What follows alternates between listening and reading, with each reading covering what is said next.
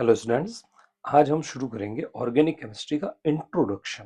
बिल्कुल पहला लेक्चर जिसके अंदर ऑर्गेनिक केमिस्ट्री के बारे में समझाया जाता है कि ऑर्गेनिक केमिस्ट्री है क्या। ठीक है, तो आप खुद बताइए कि ऑर्गेनिक कंपाउंड क्या होता है, ऑर्गेनिक केमिस्ट्री क्या होती है। ठीक है, पहले थोड़ा सोचिएगा। तो जब आप नहीं सोच पाए तो फिर मैं शुरू करता हूँ। ठीक है, ऑर्गेनिक कंपाउंड आपके हिसाब से क्या होने चाहिए। तो ऑर्गेनिक कंपाउंड जो होते हैं वो हमारे पास में, ठीक है, मैं ही बता देता हूँ। तो ऑर्गेनिक कंपाउंड जो हमारे पास में होते हैं वो हाइड्रोकार्बन और उनके डेरिवेटिव्स को कहा जाता है। ठीक है, तो हाइड्रोकार्बन क्या होता है? ऐसे कंपाउंड जो कार्बन और हाइड्रोजन से मिलकर बने होते हैं उन्हें हाइड्रोकार्बन बोलते हैं। ठीक है, और कार्बन की एक प्रॉपर्टी होती है, कार्बन कार्बन के साथ में क्या करता रहता है? बॉन्ड बनाता रहता है। ठीक है, इस प्रॉपर्टी को हम बोलते हैं कैटिनेशन। ठीक है, और इसकी जो रिमेनिंग वैलेंसीज होती है उनको सेटिस्फाई करने के लिए हम इस पे क्या लगा देते हैं? हाइड्रोजन लगा देते हैं।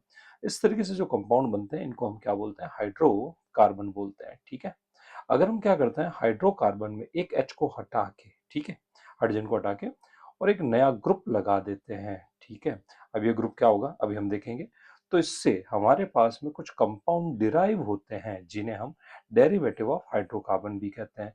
अब ये ग्रुप अगर यहाँ पे OH हो जाए तो हम यहाँ पे बनने वाले कंपाउंड को क्या बोल देंगे? आपके इसमें अल्कोहल बोल देंगे। ठीक है, अगर OR ग्रुप हो जाए तो हम इसे ईथर बोल देंगे। COOH हो जाए तो हम इसे कार्बोक्सिलिक एसिड बोल देंगे। CHO हो जाए तो हम इसे एल्डिहाइड बोल देंगे। यानी कि हाइड्रोकार्बन और उनके जो डेरिवेटिव्स है, मतलब हाइड्रोजन को हटा के हम नए नए फंक्शनल ग्रुप जोड़ते हैं और बहुत सारे कंपाउंड डिराइव करते हैं। इन सब की स्टडी को ऑर्गेनिक केमिस्ट्री कहते हैं और इन कंपाउंड्स को हम क्या बोलते हैं? ऑर्गेनिक कंपाउंड्स कहते हैं। ठीक है, तो ये तो बात हुई ऑर्गेनिक कंपाउंड किनको कहते हैं। अभी जो ऑर्गेनिक कंपाउंड्स होते हैं अगर आप 11th क्लास के अंदर देखें तो इनका सबसे पहले क्लासिफिकेशन दिया गया है। ठीक है, फर्स्ट चैप्टर जो है ऑर्गेनिक केमिस्ट्री का। तो अब क्योंकि जैसा कि मैंने आपको बताया कार्बन की प्रॉपर्टी होती है कि वो क्या करता है? आपका इसमें कैटिनेशन दिखाता है, यानी कार्बन कार्बन से जुड़ता जाता है और लॉन्ग चेन क्या बनाता है? कंपाउंड बनाता है। अगर कार्बन इस तरह से जुड़ता जाए तो इस तरह से जो स्ट्रक्चर बनेगा वो ओपन चेन कंपाउंड बनेगा। ठीक है, अगर कार्बन जुड़ते अगर फर्स्ट कार्बन लास्ट कार्बन से अगर जुड़ जाए, डायरेक्ट वैलेंसी के थ्रू अगर जुड़ जाए, तो इन्हें हम क्लोज चेन कंपाउंड कहते हैं। यानी ऑर्गेनिक कंपाउंड्स को हमने दो पार्ट में डिवाइड किया कि भाई ओपन चेन कंपाउंड या acyclic compound, close chain compound. ठीक है, अब आपने कहा फर्स्ट कार्बन लास्ट से जुड़ जाए तो हम क्लोज चेन बोलेंगे। तो ये फर्स्ट कार्बन और ये लास्ट कार्बन, मान लो दो ही कार्बन की चेन है और इन दोनों में डायरेक्ट बॉन्ड है, क्या ये क्लोज चेन होगा? नहीं। मिनिमम मुझे यहाँ पे क्या चाहिए? अगर प्योर हाइड्रोकार्बन है तो मुझे 3 कार्बन चाहिए क्लोज चेन बनाने के लिए। ठीक है, साइक्लिक कंपाउंड बनाने के लिए। ठीक है, तो इस तरह से हम कहेंगे ऑर्गेनिक कंपाउंड को हमने दो पार्ट में डिवाइड किया, एक हो गया ओपन चेन कंपाउंड, एक हो गया क्लोज चेन, क्या हो गया उसमें? कंपाउंड हो गया। ठीक है, अब जो ओपन चेन कंपाउंड होते हैं उनमें अगर सारे बॉन्ड सिंगल बॉन्ड है, ठीक है, कोई डबल बॉन्ड नहीं है, तो इन्हें हम सैचुरेटेड कंपाउंड कहते हैं। और अगर हमारे पास में कार्बन की चेन में डबल बॉन्ड आ जाए, कार्बन की चेन में ट्रिपल बॉन्ड आ जाए, तो इनको हम क्या बोलते हैं? अनसैचुरेटेड क्या बोलते हैं? कंपाउंड भी कहते हैं। ठीक है, सैचुरेटेड कंपाउंड में क्योंकि सारे बॉन्ड सिंगल बॉन्ड होते हैं और हम सब जानते हैं सिंगल बॉन्ड होते हैं तो ये सारे के सारे सिग्मा बॉन्ड होते हैं। और हमें पता है सिग्मा बॉन्ड और पाई बॉन्ड में सिग्मा बॉन्ड स्ट्रॉन्गर बॉन्ड होता है। तो किसी सिग्मा बॉन्ड को तोड़ना, ठीक है, पहले तोड़ें, फिर उसकी जगह पे हम एक नया ग्रुप क्या करें? जोड़ें, H को हटा के OH लगाएं। तो ये प्रोसेस बहुत ही क्या होगा आपके इसमें? धीमा प्रोसेस होगा क्योंकि स्ट्रॉन्ग बॉन्ड टूटना पसंद नहीं करेगा। यही कारण है कि जो सैचुरेटेड कंपाउंड होते हैं ये अपना स्ट्रॉन्ग सिग्मा बॉन्ड तोड़ के केमिकल रिएक्शन करना पसंद नहीं करते हैं। यही कारण है कि जो एल्केन होते हैं, सैचुरेटेड कंपाउंड होते हैं, ये केमिकल रिएक्शन नहीं करते हैं। इसीलिए इनको दूसरा नाम पैराफीन भी बोला गया है। पैरम मतलब होता है लिटिल, अफीन मतलब रिएक्टिविटी। इनकी रिएक्टिविटी बहुत कम होती है। उसका रीजन क्या है? कि ये हमारे पास में सिग्मा बॉन्ड तोड़ के केमिकल रिएक्शन करना पसंद नहीं करते। जबकि अनसैचुरेटेड कंपाउंड में सिग्मा भी होता है और पाई भी होता है, लेकिन हमें पता है सिग्मा स्ट्रांग है वो तो टूटेगा नहीं, उससे पहले कौन टूट जाएगा? पाई बॉन्ड टूट जाएगा। पाई बॉन्ड टूट जाएगा तो हमारे पास में दो वैलेंसी फ्री होगी, उन पे हम ए और बी ग्रुप जोड़ देंगे। यानी कि जो अनसैचुरेटेड कंपाउंड होते हैं उनकी केमिकल रिएक्टिविटी थोड़ी ज्यादा होती है। रीजन क्या है?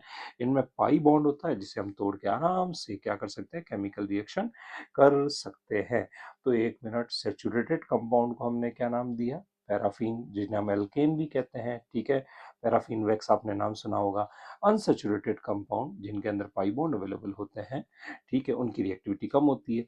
अब इनमें जो एल्कीन होती है वो ऑयली कंपाउंड से हमें क्या हुई थी आपका इसमें एक्सट्रैक्ट की थी, इसलिए एल्कीन्स को कभी कभी हम ऑलिफिन्स भी कहते हैं, अल्काइन को हम अल्काइन ही कहते हैं।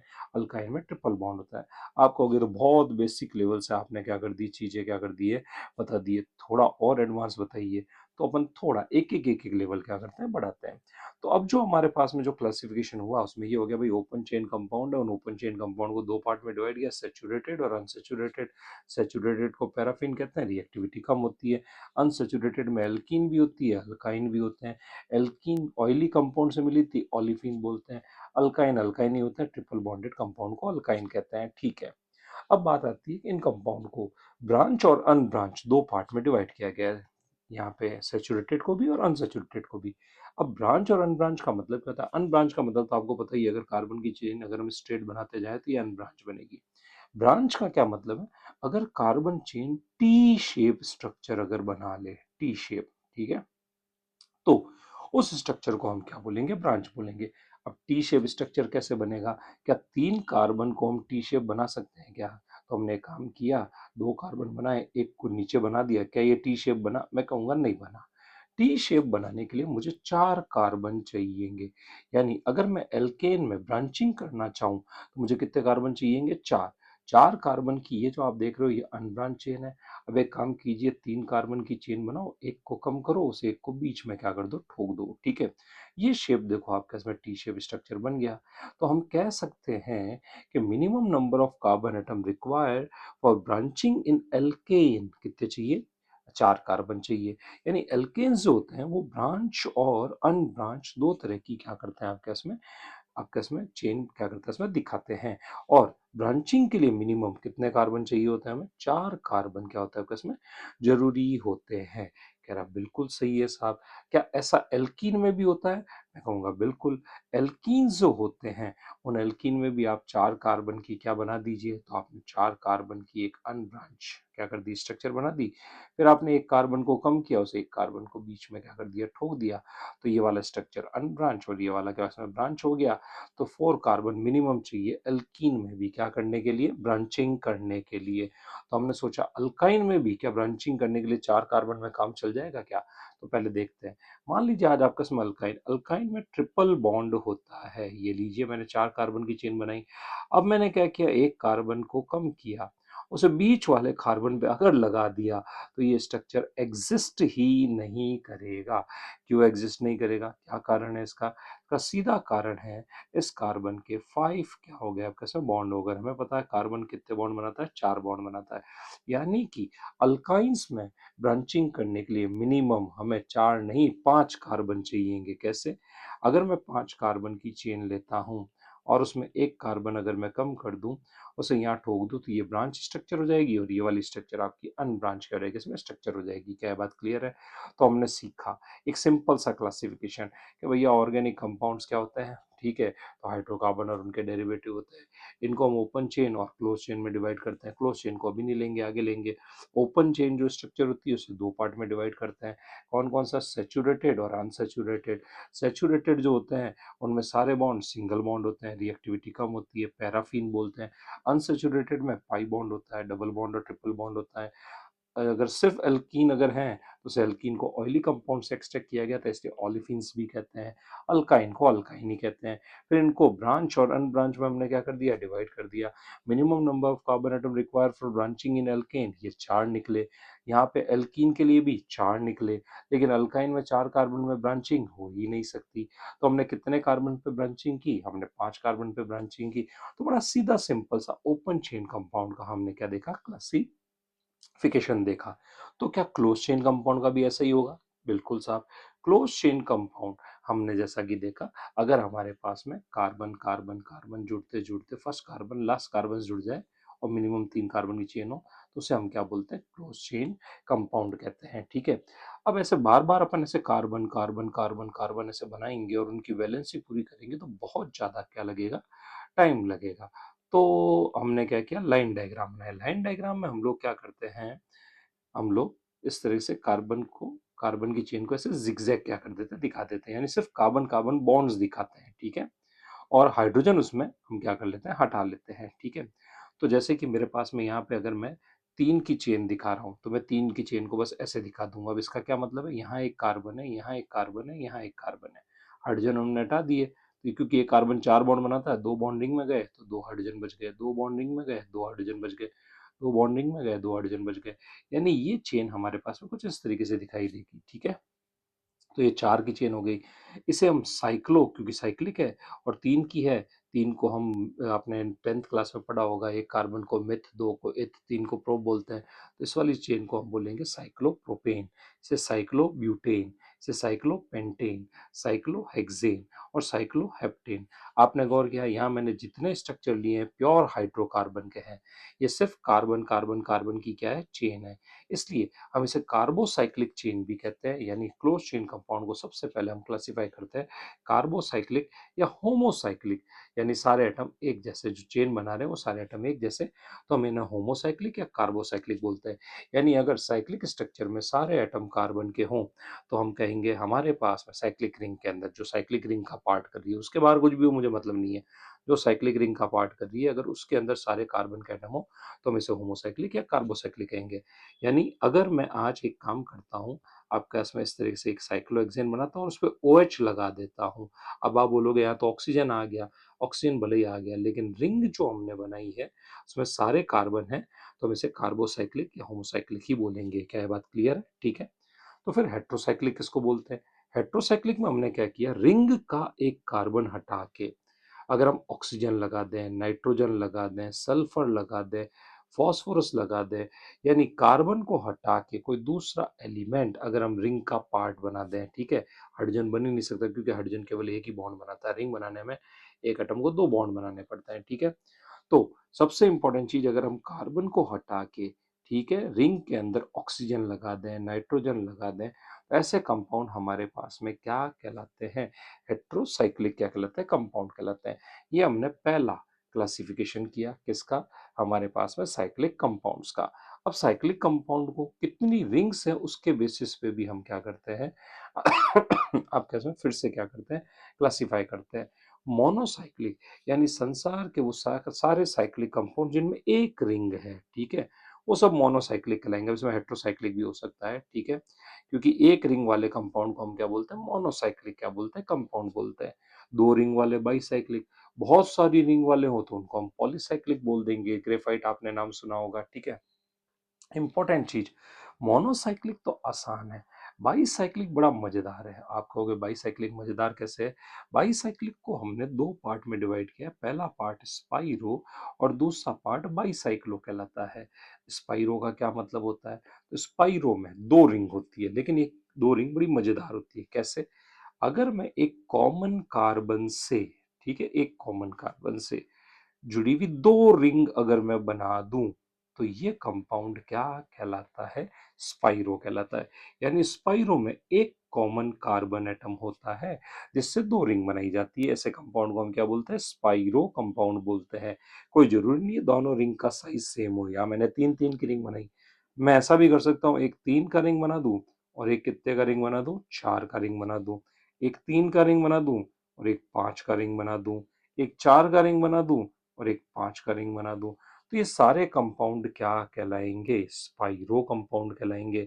और बड़ी मजेदार चीज क्या है कि हमारे पास में यहाँ ये जो कार्बन है, ये हमारे पास में sp3 कार्बन है। और जैसा कि आप लोगों ने, sp3 टेट्राहेड्रल होता है, 2 V परपेंडिकुलर होते हैं, ठीक है। अगर आपने ये वीडियो नहीं देखा है तो जाके क्या कर सकते हैं, यूट्यूब पे क्या कर सकते हैं, देख सकते हैं। मैंने पहला वीडियो कार्बन टेट्राहेड्रल होता है उस पे बनाया था, ठीक है। तो यहाँ पे अगर आप देखेंगे तो आपको 2 वी नजर आएंगे, ये पहला वी है और ये दूसरा वी है, तो ये दोनों परपेंडिकुलर होंगे। उसमें से एक वी बोर्ड के प्लेन में होगा और एक वी बोर्ड के प्लेन के क्या होगा, परपेंडिकुलर होगा, ठीक है। यानी कि जब दोनों वी परपेंडिकुलर होंगे तो इन वी से बनने वाली रिंग भी एक दूसरे के क्या होगी, परपेंडिकुलर होगी, ठीक है। तो स्पाइरो जो कंपाउंड होता है उसकी दोनों रिंग क्या होती है, परपेंडिकुलर होती है, बिकॉज इनको कनेक्ट करने वाला कार्बन sp3 टेट्राहेड्रल होता है। टेट्राहेड्रल कितने वी बनाता है? 2 वी बनाता है। दोनों वी एक दूसरे के क्या होते हैं? परपेंडिकुलर होते हैं। ठीक है, तो ये आपने सीखा कि हमारे पास में किस तरीके से स्पाइरो हमने क्या किया, एक पहला कंपाउंड देखा, यानी बाइसाइक्लिक कंपाउंड में पहला क्लासिफिकेशन जो हमने किया वो स्पाइरो किया। दूसरा जो होता है वो हमने बोला बाइसाइक्लो। बाइसाइक्लिक कंपाउंड के दो पार्ट होते हैं, वो पहला स्पाइरो और दूसरा आएगा बाइसाइक्लो। बाइसाइक्लो में एक कॉमन कार्बन नहीं होता है, दो कॉमन कार्बन होते हैं। ठीक है, हमने क्या किया, एक कार्बन की तीन वैलेंसी को, एक कार्बन की तीन वैलेंसी को दूसरे कार्बन की तीन वैलेंसी से अगर हमने क्या किया, जोड़ा। कैसे जोड़ा? बीच में हमने कार्बन की चेन लगा दी, पहली वैलेंसी में दो कार्बन डाल दिए, दूसरी वैलेंसी में भी दो कार्बन डाल दिए, तीसरी वैलेंसी में भी क्या कर दिए, दो कार्बन डाल दिए। तो दो कॉमन एटम की तीन तीन वैलेंसी को कार्बन ब्रिज से जोड़ा जाए। देखिए, ये कार्बन ब्रिज नंबर 1 है, कार्बन ब्रिज नंबर 2 है, कार्बन ब्रिज नंबर 3 है। तो अगर हम दो कॉमन कार्बन की तीन वैलेंसी को कार्बन ब्रिज से अगर जोड़ें तो रिजल्टेंट जो कंपाउंड बनता है इसको हम क्या बोलते हैं, बाइसाइक्लो बोलते हैं। अब कोई जरूरी नहीं है कि हर ब्रिज में कार्बन सेम हो, अलग अलग कार्बन भी हो सकते हैं। जैसे ये दो कॉमन कार्बन है, हमने पहले ब्रिज में क्या कर लिए, तीन कार्बन ले लिए, लीजिए साहब। ठीक है, दूसरे ब्रिज में हमने क्या कर लिए, दो कार्बन ले लिए, तीसरे ब्रिज में हमने क्या किया, एक कार्बन ले लिया। ये कंपाउंड भी क्या कहलाएगा, बाईसाइक्लो कंपाउंड कहलाएगा। कह रहा बहुत बढ़िया। ठीक है, क्या इसमें कोई जीरो कार्बन का ब्रिज हो सकता है? बिल्कुल साहब, यहाँ पे एक जीरो कार्बन का ब्रिज बनाया जा सकता है। क्या मतलब हुआ, अगर मैं एक ब्रिज में दो कार्बन डाल दूं, एक और ब्रिज में दो कार्बन डाल दूं और एक ब्रिज में अगर मैं जीरो कार्बन डाल दूं, तब भी ये बाईसाइक्लो ही कहलाएगा। ठीक है, और बाईसाइक्लो की जो हम नेमिंग करते हैं वो भी इसी तरीके से करते हैं, बाईसाइक्लो, और ब्रैकेट में जो ब्रिज में नंबर ऑफ कार्बन है उनको डिक्रीजिंग ऑर्डर में लिखते हैं। जैसे पहले ब्रिज में दो कार्बन, फिर दूसरे ब्रिज में दो कार्बन, फिर तीसरे ब्रिज में दो कार्बन। इस कंपाउंड का नाम बाईसाइक्लो 222। अब दो यहाँ हो गए, दो यहाँ हो गए, दो यहाँ हो गए, छह कार्बन तो हो गए, ये सात और ये आठ, तो इसका नाम ऑक्टेन हो जाएगा। बाईसाइक्लो 222 ऑक्टेन हो जाएगा। तो आप बोलोगे इस कंपाउंड का क्या नाम हो जाएगा, तो मैं बोलूंगा बाईसाइक्लो। मैंने कहा था ब्रिज में जो कार्बन होते हैं उन्हें डिक्रीजिंग ऑर्डर में लिखा जाता है। तो इस ब्रिज में तीन कार्बन, फिर दो कार्बन, फिर एक कार्बन, तो तीन दो पांच और एक छह, छह तो ब्रिज में कार्बन हो गए, एक ये सात और एक ये आठ, इसका भी नाम ऑक्टेन ही होगा। तो ये भी ऑक्टेन, ये भी ऑक्टेन, फर्क है? हाँ है ना। फर्क क्या है, इसका ब्रिज अलग है, इसका ब्रिज क्या हो गया, अलग हो गया। इस कंपाउंड का क्या नाम हो जाएगा, इसका नाम हो जाएगा बाईसाइक्लो 220, 220 हेक्सेन। अब ऐसा क्यों हुआ, दो कार्बन का ब्रिज, दो कार्बन का ब्रिज, जीरो कार्बन का क्या हो गया, किसमें ब्रिज हो गया। ठीक है, तो हमारे पास में एक जीरो कार्बन का ब्रिज चलेगा। तो इस बेसिस पे हम बाईसाइक्लो को भी दो पार्ट में डिवाइड कर सकते हैं। ऐसे बाईसाइक्लो जिसके हर ब्रिज में मिनिमम एक कार्बन होता है उन्हें हम नॉर्मल बाईसाइक्लो कहते हैं। और जहाँ जीरो ब्रिज आ जाता है इसे हम फ्यूज्ड बाईसाइक्लो भी कहते हैं। वाह, ये तो बड़ी मजेदार बात हो गई। तो अब आप खुद सोच के बताइए, इस वाले बाईसाइक्लो को आप क्या कहोगे, नॉर्मल बाईसाइक्लो कहोगे या फ्यूज्ड बाईसाइक्लो कहोगे? थोड़ा सोचो, विचारो और फिर जवाब दो। मेरे ख्याल से आपने दिमाग में जवाब सोच लिया होगा, क्योंकि यहाँ एक कार्बन का ब्रिज है, इधर एक कार्बन का ब्रिज है, यहाँ ब्रिज में जीरो कार्बन है, तो ये भी हमारा फ्यूज्ड क्या हो जाएगा, बाईसाइकिल हो जाएगा। तो मैं कहूँगा 1 मिनट, अगर मैं ये कंपाउंड बनाऊं तो आप कहोगे ये भी फ्यूज्ड वाला बाईसाइकिल हो जाएगा। अगर मैं कहूँ आज मैं ये वाला कंपाउंड बनाऊं, क्या ये फ्यूज्ड होगा क्या? ये फ्यूज्ड नहीं होगा, क्योंकि ये कॉमन इन्हें ब्रिज हेड कार्बन बोलते हैं। यहाँ एक कार्बन का है, यहाँ एक कार्बन का है, और ये ब्रिज कितने कार्बन का हो गया, दो कार्बन का क्या हो गया, ब्रिज हो गया। ये नॉर्मल क्या हो गया, बाईसाइक्लो स्ट्रक्चर हो गया। क्या बात क्लियर है? तो ये मैंने रफ काम किया है। तो बड़ी मजेदार चीज है, साइक्लिक कंपाउंड का एक और क्लासिफिकेशन होता है। अगर एक रिंग हो तो मोनोसाइक्लिक, दो रिंग हो तो बाईसाइक्लिक, बाईसाइक्लिक को स्पाइरो और बाईसाइक्लो में डिवाइड करते हैं, और बहुत सारी रिंग हो तो उनको हम क्या बोलते हैं, पॉलीसाइक्लिक बोलते हैं। स्पाइरो में एक कॉमन जंक्शन वाला कार्बन होता है, ठीक है, उससे दो रिंग जुड़ी हुई होती है, दोनों रिंग एक दूसरे के परपेंडिकुलर होती है, ये कंपाउंड स्पाइरो कहलाते हैं। बाईसाइक्लो को हमने दो पार्ट में डिवाइड किया, नॉर्मल और कौन सा वाला हो गया भाई आपका, इसमें फ्यूज्ड। तो ये वाला फ्यूज्ड है, ये वाला नॉर्मल है, ये वाला नॉर्मल है, ठीक है। अब हम आते हैं मॉलिक्यूलर वर्ल्ड के अंदर, ठीक है।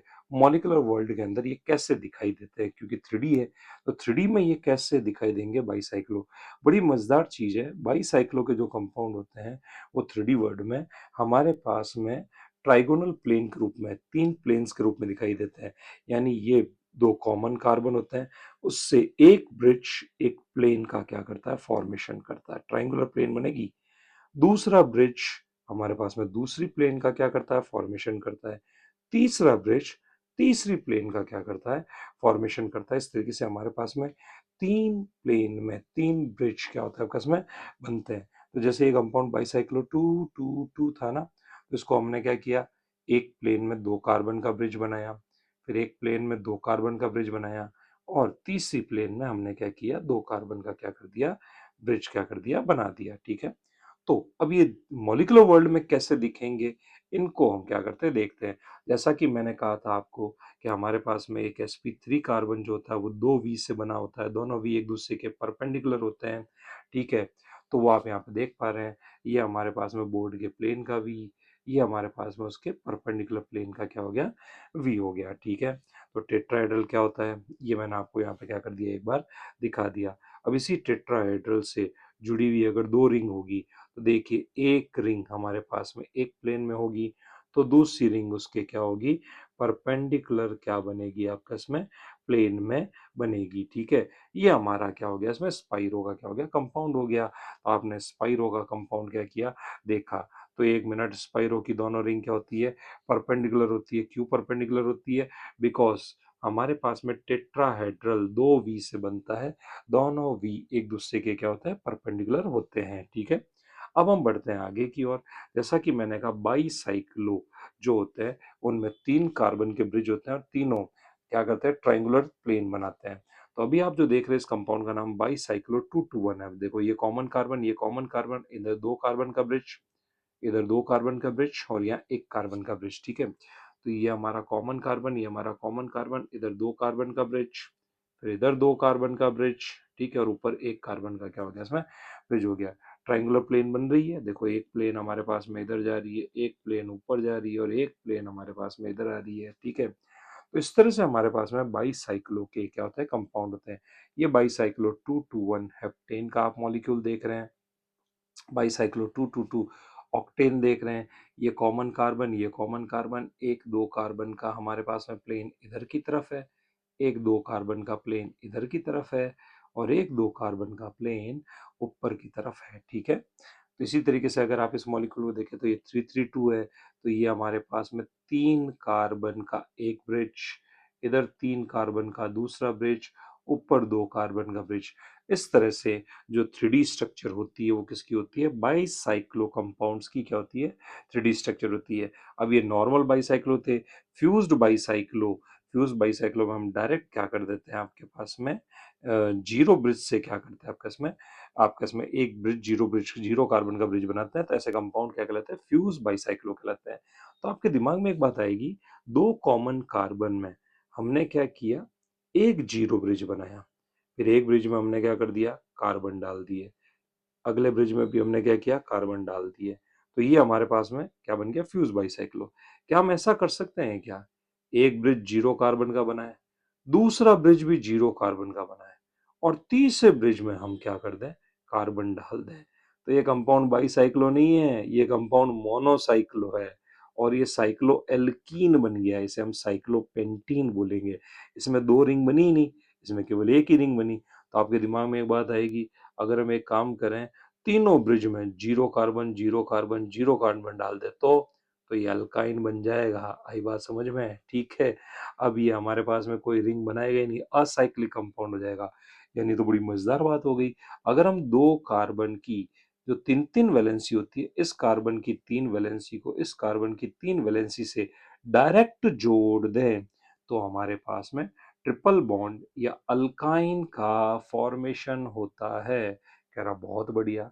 अगर हम एक कार्बन की दो वैलेंसी को दूसरे कार्बन की दो वैलेंसी से जोड़ दें, ठीक है, और बची हुई हमारे पास वैलेंसी पे अगर हम कार्बन का ब्रिज बनाएं तो ये जो कंपाउंड बनता है ये साइक्लोएल्कीन बनता है, ठीक है। अगर हम दो कार्बन को क्या करें, तीन वैलेंसी को, पहले कार्बन की तीन वैलेंसी को दूसरे कार्बन की तीन वैलेंसी से अगर हम हर वैलेंसी में कार्बन का ब्रिज डाल दें, जैसे यहाँ दो कार्बन का ब्रिज डाल दिया, इधर भी दो कार्बन का ब्रिज डाल दिया, इधर भी दो कार्बन का ब्रिज डाल दिया, तो बनने वाला कंपाउंड बाईसाइक्लो कहलाता है। यानी कि दो कार्बन लो और उनकी तीन वैलेंसी को आपस में कार्बन के ब्रिजेस से अगर आप जोड़ दो तो ये जो स्ट्रक्चर बनता है बाईसाइक्लो कहलाता है। यहाँ हम एक वैलेंसी जीरो कार्बन की बना सकते हैं। ऐसे बाईसाइक्लो को हम क्या बोलते हैं, फ्यूज्ड बाईसाइक्लो कहते हैं। तो मैंने पूरा लेक्चर आपको सिर्फ और सिर्फ क्लासिफिकेशन ऑफ ऑर्गेनिक कंपाउंड्स क्या किया, सिखाया, जिसके अंदर ऑर्गेनिक कंपाउंड क्या होता है, हाइड्रोकार्बन और उनके डेरिवेटिव, उनकी स्ट्रक्चर ओपन चेन और क्लोज चेन होती है। ओपन चेन को हमने अलग पार्ट में डिवाइड किया, सैचुरेटेड अनसैचुरेटेड में, ठीक है। फिर हमने क्लोज चेन पे आए, क्लोज चेन का हमने क्लासिफिकेशन देखा, थ्री डी में ये स्ट्रक्चर कैसी दिखती है, इनको हमने क्या किया, डिटेल के अंदर क्या किया, समझा। तो ये था एक इंट्रोडक्टरी वीडियो ऑर्गेनिक कंपाउंड्स का, ऑर्गेनिक कंपाउंड क्या होते हैं, कैसे होते हैं, ठीक है। तो अगर आपको वीडियो पसंद आया तो इसे लाइक कीजिए, शेयर कीजिए, दैट्स ओके।